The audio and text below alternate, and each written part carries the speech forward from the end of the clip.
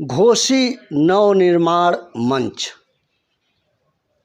इसके संयोजक, संस्थापक, अध्यक्ष, जो भी आप कहें, बद्रीनाथ जी, आप हमारे साथ मौजूद हैं और घोसी के ज्वलंत मुद्दों पर, जिसको लेकर आप घर घर जा रहे हैं और अपनी बात जनता के बीच में रख रहे हैं और जनता से ये बार बार अपील कर रहे हैं कि घोसी की जन समस्याओं के लिए घोसी के लोग जागरूक होकर एक मंच पर आएं और उसी मंच के माध्यम से सारे लोगों को, सभी धर्म, जात, मजहब के लोगों को एक साथ करने का प्रयास कर रहे हैं। वही आज हमारे साथ मौजूद है, उनसे चर्चा करेंगे और जानेंगे कि मुद्दे क्या हैं। सबसे पहले तो यस भारत न्यूज़ चैनल में आपका बहुत बहुत स्वागत है। बहुत बहुत धन्यवाद सर। ये जो आपने घोसी नवनिर्माण मंच बनाया है, उसका मतलब, मुद्दा, क्या मकसद है, उसको बताइए। घोसी नवनिर्माण मंच, नवनिर्माण, पहले इसका अर्थ मैं बताता हूँ आपसे। निर्माण तो कल्पनाथ राय जी ने कर दिया था इस जिले का 1988 में, और जिले में प्लस एक रसड़ा भी विधानसभा आती है, एक्स्ट्रा है हमारे में। तो इस पूरे लोकसभा की जो परिधि थी उसको उन्होंने एक मॉडल पार्लियामेंट्री कॉन्स्टिट्यूंसी बनाने का सपना देखा था।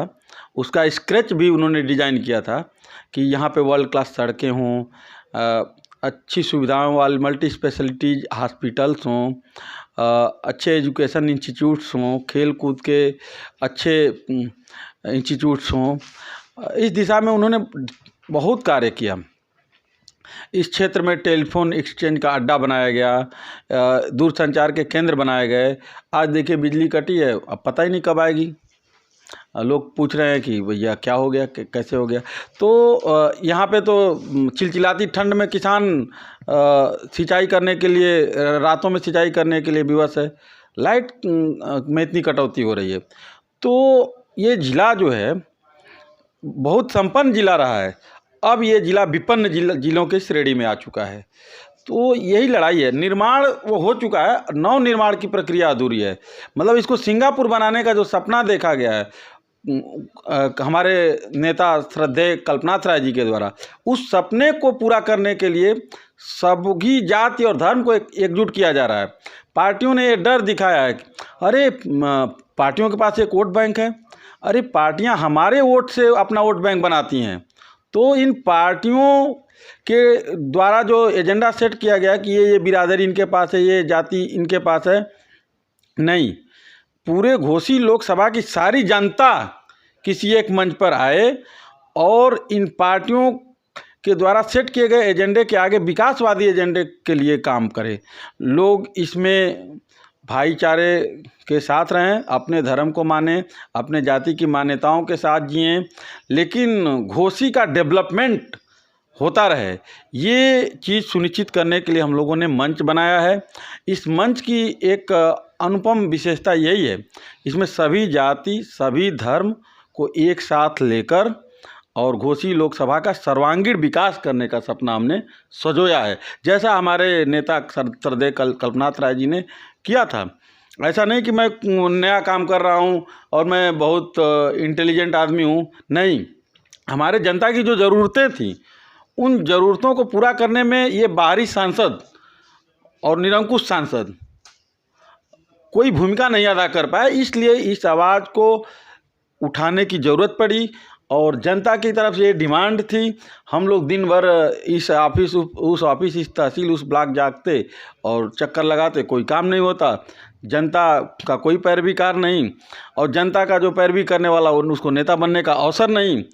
तो हमने ये मंच बनाया है जिसमें यहाँ के लोगों को, घोसी लोकसभा के लोगों को नेता बनाने का काम किया जाएगा और घोसी के जनता का जो अधिकार पार्टियों ने अपने कब्जे में कर लिया है उससे मुक्ति दिलाई जाएगी। अच्छा, ये नहीं लगता है जैसे घोसी लोकसभा में और घोसी के जो मऊ जनपद है इसकी चारों विधानसभाओं में कहीं ना कहीं कल्पनाथ राय जब तक थे तब तक तो सब कुछ ठीक था, लेकिन उसके बाद क्या बदलाव हो गया जो आपको लगता है जिसके बाद हम पिछड़े यहाँ के लोग? जी, पार्लियामेंट में हमारी आवाज़ मौन है। जो भी सांसद गए आवाज़ उठाने में अक्षम, यहाँ की समस्याओं को की समझ रखने में अक्षम, जाति के नाम पर, धर्म के नाम पर, बिरादरी के नाम पर वोट लेकर पार्लियामेंट पहुँच गए। पार्लियामेंट में जाने के बाद कोई शादी करके विवादों में आ गया। पार्लियामेंट पहुँचने के पहले ही कोई जेल में है तब भी हमने उनको जितवा दिया। तो जनता अब पछतावा कर रही है। ये 24 सालों में जो बर्बादी हुई है, उस बर्बादी के बाद अब इस नतीजे पर यहाँ की जनता पहुँची है कि हमें योग्य, कर्मठ, ईमानदार और जुझारू प्रत्याशी चाहिए। फिर एक बार हमारी आवाज़ पार्लियामेंट में बुलंद होनी चाहिए। 25 साल पहले 50 साल का काम कर दिया था कल्पनाथ राय जी ने। उस काम पे चूना लगाने वाला काम नहीं किया गया। हमारी सड़कें जो वर्ल्ड क्लास सड़कें बनाई गई थी वो थर्ड क्लास सड़कों में तब्दील हो चुकी हैं। हमारा ज़िला बदहाल हो चुका है। आप गोरखपुर के तरफ जाइए तो आप पूछिए कि कब से गोरखपुर शुरू होगा, तो द्वारी घाट के रास्ते में आप बताएंगे। जहाँ से बढ़िया सड़क मिलनी शुरू, समझिए गोरखपुर शुरू। उधर जहानागंज और कराहा रोड पे जाइए तो कहाँ से आजमगढ़ का इलाका शुरू हो, जहाँ से बढ़िया सड़क मिलना वहाँ से आजमगढ़ शुरू। फिर इधर बलिया के तरफ जाइए, मऊ के तरफ रास्ते से, तो पूछिए कहाँ से बलिया शुरू। किलोमीटर में इसका जवाब नहीं आता है। इसका जवाब आता है जहाँ से बढ़िया सड़कें मिलना शुरू, वहाँ से वो दूसरा वाला ज़िला शुरू। भैया ये बदहाली और ये खराब पहचान लेकर हम कब तक घूमेंगे? अब जनता ने तय किया है हम अपना सांसद बनाएंगे। कल्पनाथ राय जी निर्दल नहीं जीत जाते थे, याद है आपको? सभी जाति, सभी धर्म को वो साथ लेकर चलते थे। सबका सम्मान उनके यहाँ होता था और कोई भी अधिकारी यहाँ पे गुंडाई नहीं करता था। सांसद जी की पैरवी होती थी। आज कोई विधायक जी थाने में पैरवी कर दें? नहीं करते। रहते ही नहीं तो करेंगे कहाँ? मिलते ही नहीं तो करेंगे कहाँ? और सांसद जी 5 साल पूरा कार्यकाल उनका जेल में भी था। जनप्रतिनिधि को चुनिए, सोच समझकर चुनिए। जाति धर्म लोकतंत्र के आयाम नहीं रहे। लोकतंत्र, स्वस्थ लोकतंत्र वही होता है जिसमें प्रबुद्ध वर्ग आगे बढ़कर अपनी जिम्मेदारियों को निभाता है, समाज को संगठित करने की भूमिका अदा करता है। प्रबुद्ध वर्ग को जुटाया जा रहा है। सारे प्रबुद्ध वर्ग जुटेंगे और समाज में भाईचारा को बढ़ाया जाएगा, समाज को संगठित किया जाएगा और समाज के सभी लोगों का जो अधिकार है उसका सम्मान करते हुए यहाँ पे जातिवादी और परिवारवादी व्यवस्था को समाप्त किया जाएगा और एक बार फिर से अपने लोकसभा को विकासवादी पथ पर अग्रसर किया जाएगा। चल लगता है कि जैसे यहाँ घोसी में जो भी पार्टियां हैं, स्थापित पार्टियां, वह बार बार कैंडिडेट बाहर से देती हैं। तो जब बार बार बाहर से देती हैं तो जनता की मजबूरी है कि कहीं ना कहीं उन्हीं पार्टियों के बेस पे उनको वोट करना है, तो फिर बाहर का ही प्रतिनिधित्व चुना जाता है। तो इसको लेकर आप क्या कहना चाहेंगे? हम वही उसी समस्या का समाधान देने के लिए ये मंच बनाए हैं। हमारा मंच, अगर पार्टियों ने वही गलती दोहराने की कोशिश की, इस बार अपना प्रत्याशी उतारेगा और जनता को जनता का अधिकार दिलाया जाएगा, जनता को जनता का नेता दिलाया जाएगा। हमारी लोकसभा को लावारिस बना दिया गया है। अपने लोकसभा का वारिस दिलाया जाएगा। फिर से एक बार हमारा नेता पार्लियामेंट में चुनकर जाएगा और हमारी समस्याओं का समाधान दिलाएगा। कल्पनाथ राय जी के दुर्भाग्यपूर्ण मौत के बाद 1999 का वो बुरा दौर जब हमने अपने नेता को खोया था, 24 सालों की बदहाली से हमें मुक्ति दिलाएगा हमारा नेता। 24 साल से जो बेईमानी हो रही हमारे इलाके के साथ, उसका हिसाब 2024 में लिया जाएगा और क्षेत्रीय मुद्दों पर आधारित क्षेत्रीय सांसद बनाया जाएगा। अच्छा, मान लीजिए कि बार बार जब वो कहते हैं कि लोकसभा और विधानसभा में भारत का नागरिक कहीं से भी चुनाव लड़ सकता है, तो इस आधार पे वो चयनित करते हैं और लोगों को यहाँ फेस करने के लिए भेज देते हैं, तो इसको लेके आप क्या कहेंगे? देखिए सर, संविधान में संशोधन का प्रावधान इसीलिए किया गया था कि लोकतंत्र के विकास के दौर में अगर कोई ज़रूरत महसूस हुई तो उस ज़रूरत की पूर्ति के लिए, उसकी क्षतिपूर्ति के लिए संशोधन होगा। तो वन नेशन वन इलेक्शन की बात अगर राजनीतिक दल चुनाव आते आते करने लगते हैं तो वन कॉन्स्टिट्यूशन की बात भी शुरू होनी चाहिए। अगर ग्राम सभा का सरपंच गांव का नागरिक है, पहला नागरिक है, तो विधानसभा का भी जो सदस्य बने विधानसभा क्षेत्र के अंदर से जाए, लोकसभा का जो नागरिक हो वही लोकसभा में जाए, क्योंकि यहाँ से उनका अटैचमेंट होता है, इमोशनल अटैचमेंट होता है। वोट लेने की कवायद करनी पड़ती है, जनता के बीच रहना पड़ता है, जनमत को कलेक्ट करना पड़ता है। ये किसी दूसरे के कंधों पर जीत कर जाने वाला सांसद नहीं, बैसाखी पर चलने वाला सांसद नहीं, टिकट के सहारे पार्लियामेंट तक का सफ़र तय करने वाला सांसद नहीं, जनता के काम का सम्मान करते हुए, जनता के सुख दुख में शामिल होते हुए जो सांसद जनता के बीच रह के और पार्लियामेंट में जाता है, वही सांसद अपने इलाके के साथ न्याय कर पाता है। तो इस व्यवस्था को बदलने के लिए हमने गांव-गांव जो जन जागरूकता अभियान चलाया है, इस जन जागरूकता अभियान के साथ लोग जुड़ रहे हैं और लोगों को एक आशा की किरण जगी है कि भैया ये ऐसा थोड़े है कि ये घोसी किसी पार्टी का गढ़ है। अगर ऐसा होता तो बार बार वहाँ से उसी पार्टी के लोग जीतते।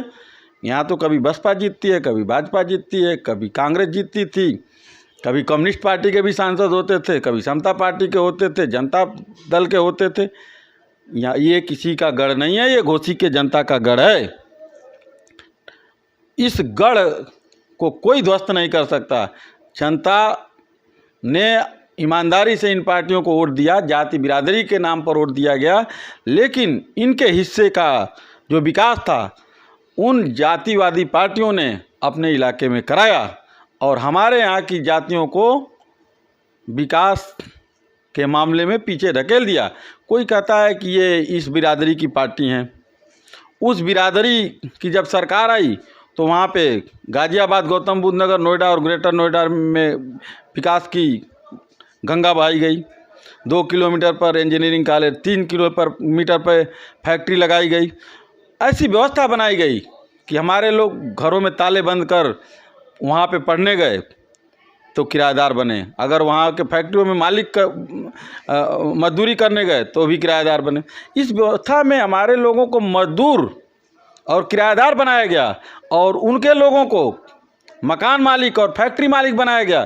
क्या उस इलाके में विकास हुआ तो केवल उसी बिरादरी के लोग उनकी सड़कों पर चलते हैं? ऐसा नहीं होता है। इसीलिए इसी सोच को हम लोग आगे बढ़ाते हुए ये जनता से अनुरोध करते हैं कि जनता कभी भी अपने वोट को पार्टी की प्रायोरिटी के बाद विकास की प्रायोरिटी को देखकर करे। अगर हम लोग लोकतंत्र में अपने वोट को बर्बाद करते हैं तो हमारा 5 साल बर्बाद हो जाता है। तो जनता इस बार इस बात को समझ चुकी है कि हमारा 5 साल बर्बाद होने से रोकना है, तो पार्टियों से ज़्यादा बेहतर है कि हमें हमारा जनसेवक मिले, हमें हमारे बीच रहने वाला नेता मिले, चाहे जो भी हो वो आपके क्षेत्र का हो। ये क्षेत्र की राजनीति क्यों आई है? संविधान का सम्मान मैं करता हूँ, लेकिन संविधान में संशोधन की ज़रूरत है। और घोसी लोकसभा की स्पेसिफिक मैं बात करता हूँ, इसकी बदहाली का कारण ये बाहर से आए हुए सांसद हैं और ये निरंकुश सांसद हैं। बाहरी और निरंकुश तत्वों का बहिष्कार करने की बात घोसी नवनिर्माण मंच करता है। ऐसा नहीं है कि क्षेत्र के जो लोग हैं और जाति धर्म के आधार पर वो जीत गए और फिर उनके बाद कहा गया कि इस जाति के हैं तो इसलिए इनको टिकट मिलेगा।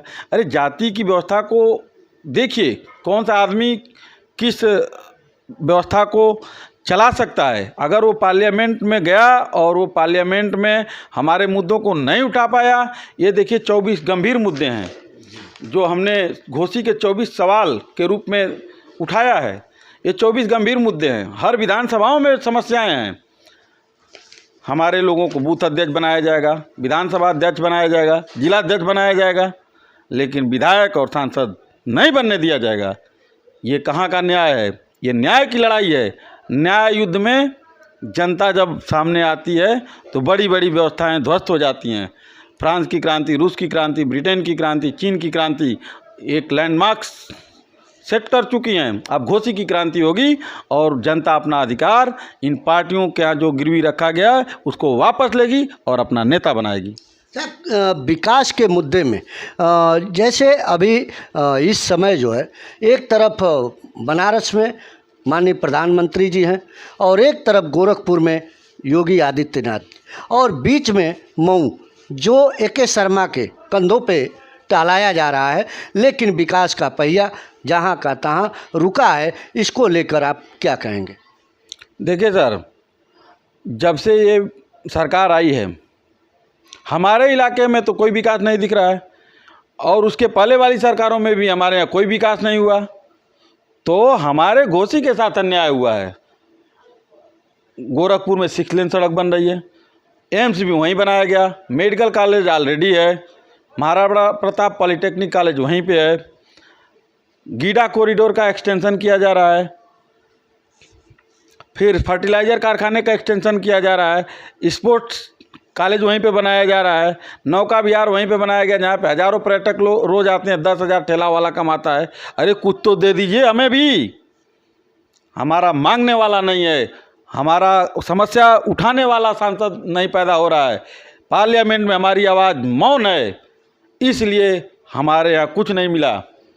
हमें पार्लियामेंट में हमारी आवाज़ को उठाने वाला चाहिए और समाधान दिलाने वाला चाहिए, इसलिए आंदोलन चलाया जा रहा है। हमें उनके विकास से कोई जेलसी नहीं है। उसके पहले वाली सरकार ने भी अपना गढ़ बनाया, फिरोजाबाद में आलू की फैक्ट्री लगाई गई, कन्नौज में इत्र का कारखाना खोला गया, मेडिकल कॉलेज मैनपुरी में बनाया गया, किसी यादव गांव में जो लायन सफारी इटावा में बनाई गई क्यों नहीं बनाया गया? अगर वो पार्टी यादव भाइयों की रहनुमा पार्टी है तो हमारे किसी यादव बाहुल्य गांव में क्यों नहीं वो उस विकास प्रोजेक्ट को लेकर आई? तो यही चीज़ समझने की है और यही चीज़ लोगों को समझाने की कोशिश की जा रही है कि लोग समझें विकास होगा तो उसका फ़ायदा सर्वहारा समाज को मिलेगा, कोई समाज उससे वंचित नहीं किया जा सकता है। पार्टियों ने एक डर बनाया है, हवा खड़ा किया है। अगर सड़क बनेगी तो सभी जाति के लोग चलेंगे, अगर यूनिवर्सिटी खुलेगा तो सभी बिरादरी के लोग उसमें पढ़ेंगे, कोई नहीं रोक सकता किसी को। ऐसा करने से रोकने वाली कोई पार्टी है तो आप जाइए। अगर कोई पार्टी ऐसा नहीं कर सकती है तो इनके भ्रम में बिल्कुल हमारी जनता न आए। हम जनता से अनुरोध करते हैं, अगर फैक्ट्री लगेगा तो हमारे सभी जाति धर्म के लोगों को यहीं पर रोज़गार मिलेगा। हमारा मऊ इलाका बड़ा संपन्न इलाका रहा है, रोज़गार और कारोबार का अड्डा रहा है। जूट मिलें, कताई मिलें और चीनी मिलें विश्वव्यापी पहचान रखती थीं, उस पहचान पर संकट है। मुस्लिम भाइयों के द्वारा बनाई गई सिल्क की साड़ियाँ हिंदू माताओं बहनों की पहली पसंद हुआ करती थी, अब उस कारोबार पर भी संकट आ रहा है। हमारे अंदर तनाव पैदा किया जा रहा है। हम कोई तनाव नहीं चाहते हैं, हम अपने ज़िले का विकास करना चाहते हैं और विकास करवाना चाहते हैं। अगर सांसद कोई भी बन जाए, लेकिन घोसी नवनिर्माण मंच अब धरना अनशन प्रदर्शन की राजनीति करेगा और इन निरंकुश लोगों से लड़ाई लड़ेगा और विकास को सुनिश्चित किया जाएगा। आने वाला 5 साल बर्बाद नहीं होने दिया जाएगा। बहुत बहुत धन्यवाद। ये थे हमारे साथ घोसी नवनिर्माण मंच के अध्यक्ष, संयोजक, जो भी आप कहें, ये इस मुद्दे पर हैं कि घोसी की क्रांति होगी और घोसी में जब तक परिवर्तन नहीं होगा, जब तक यहाँ के लोगों को वरीयता नहीं दी जाएगी, जब तक यहाँ के विकास के मुद्दे पर विकास का कार्य नहीं होगा, तब तक यह लड़ाई जारी रहेगी। आप देखते रहिए यस भारत न्यूज़। मैं संजय मिश्रा, फिर मिलते हैं अगले वीडियो में। तब तक के लिए नमस्कार।